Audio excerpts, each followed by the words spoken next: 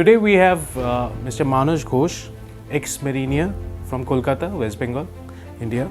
Manoj's grit and determination has inspired hundreds of people to achieve a successful life, and we are all excited to welcome him. And also along with him we have Mrs. Arpita Ghosh, senior dietitian, Bellevue Hospital, and also Manoj's beloved wife.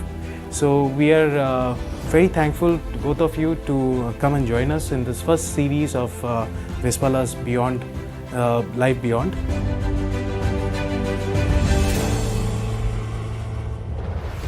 So welcome. So are we. Thank you.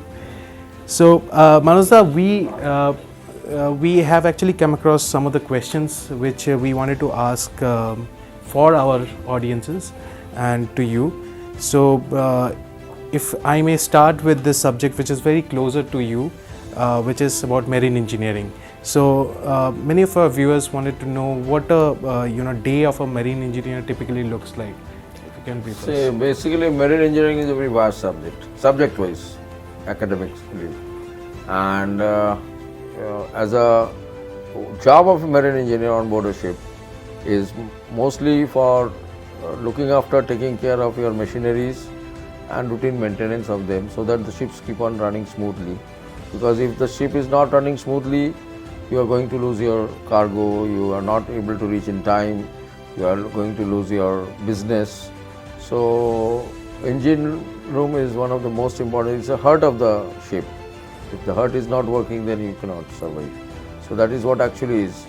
If the ship is not moving, then you do not get cargo, and if you do not get cargo, the company doesn't get business. So this is what. And talking about the day, it depends. Like if it is a modern day ship, it's something like a normal work in a factory or a office. But present day workload is too much because manpower has been reduced for some reason or other, which again is very controversial. But actually for officers it has become a very much tedious job. So that is why present days people are not getting interested in this profession, especially young generation.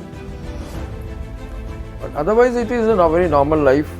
So as a mariner yourself, like what is the greatest life lesson you have learned, and if you want to share with our audiences? See, most important thing is facing challenges.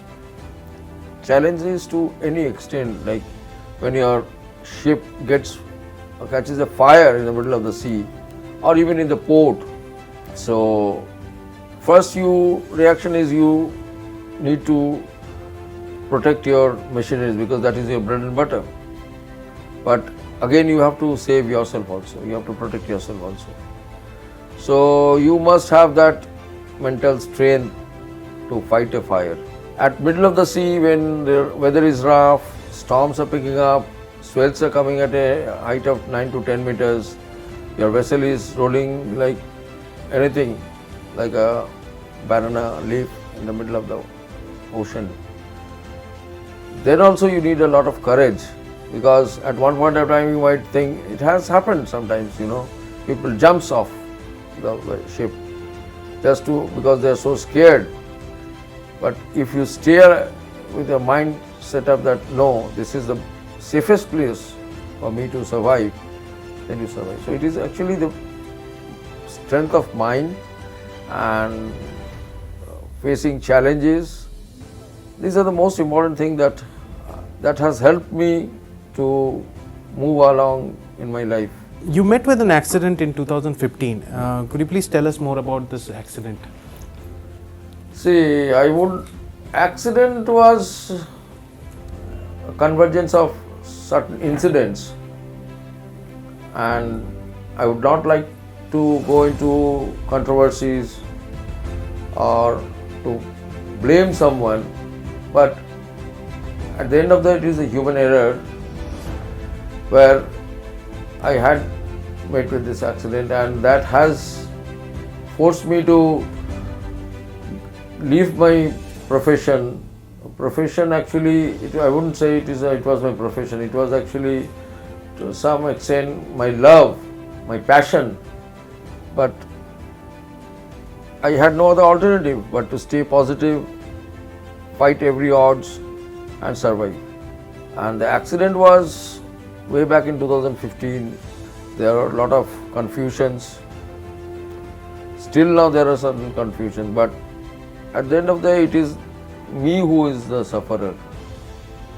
And I have to totally give up my profession to which I belonged, which actually, as I said earlier, was my passion. But then what life has taught me, what I think that I have to go ahead with my life. It should not come to a stop, it should not become a standstill, because if I give up my hopes and my positivity, then I will end up in vegetable, something like that, what I think. The next question is, I think, to you both. And my question is that they say that life is all about choices you make. And you could choose to be a victim, or you can pick yourself up and make the best life you can live. So what I have learned is, like, you have adapted well to this new life, if I may call it, and you are leading a fulfilling life. Can you tell us how you motivate yourself or stay positive? I think this question is both of you, so you can very well describe your own views about it. As you say that you have choices. So actually it is a choice how you want to see yourself. Whether I am a accident victim or I am a normal person, it is the choices that you make. Correct. In your life, how you want to see yourself. And staying positive is perhaps in my mind. It has been in my mind, because it's not only because of this accident, but even in earlier days when I had faced a lot of odds in my life, even before the accident, in my profession, in my family life. So it is only the positive thinking that has made me move ahead. And I believe that everybody should be thinking in a positive way. Positivity is the only thing that helps you breathe the air. Correct. When you are drowned in water, all of a sudden, there are two options. Either you give up, you sink. If you want to survive, you have to swim, even though you may not be knowing swimming. But somehow you have to swim to go to the shore. You have to swim across to the shore, or else you sink. So that is how you see. When it comes to positivity, like when he has been so positive, I think you have also have to share like that positive vibe. Yeah, of course. Yeah. So how you manage to deal with this Actually, thing? I don't feel myself a very courageous or brave-hearted woman. But you already uttered that Mr. Ghosh is very courageous and definitely a brave-hearted man. So he was always besides me. And at that point, my son was only 10 years old. We have a very good family. Always I need to keep in my mind that I need to change my mindset that I can't go ahead. I need to go ahead. I have to be there beside Mr. Ghosh, just because I need to bring up my son very well, very nicely. I need to support my family, and definitely Almighty was there. He has empowered me. I think that is the strength. That was the strength. My son was another strength of mine. At that age, he used to tell me, "Mama, we are all together with you. We are there for my father. So you don't need to worry. We all can pull out our family very well. So that was the strength. My family was the strength, my Almighty was the strength, my mother was the strength. And how old is he now? And Now he is 16 plus. oh, now he's preparing for his board exams. Now he is in class 11. Okay, okay. And he is such a human. On first day I can share my views.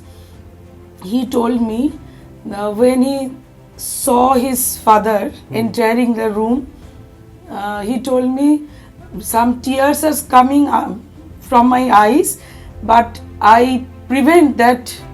Nothing is there. Nothing happened. If I cry, my father will cry again. So at that time, at the age of 10, he was my great support. He is actually my both hands. He says that you don't have your hands, but I am your hands. And what hurted him the most, perhaps, was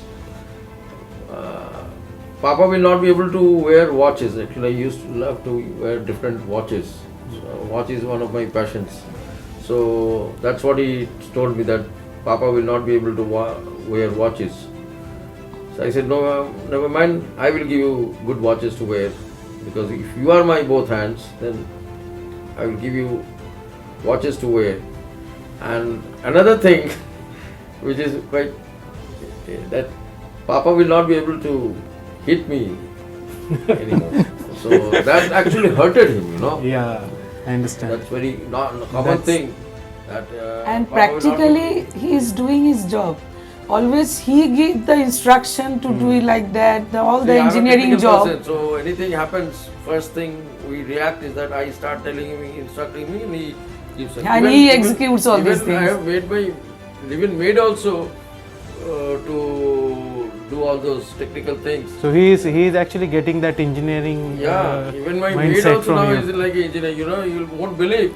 I have fixed up a pump pulley with my maid and a hammer in her hand. So this I is made it this is run. this is the part actually. This you is know, how you I- spread. Yes, it's only not because of your physical ability. Yeah. It's actually everything about mind. Correct. If you have that thought process, Yes. you can do anything. Absolutely. Nothing is impossible.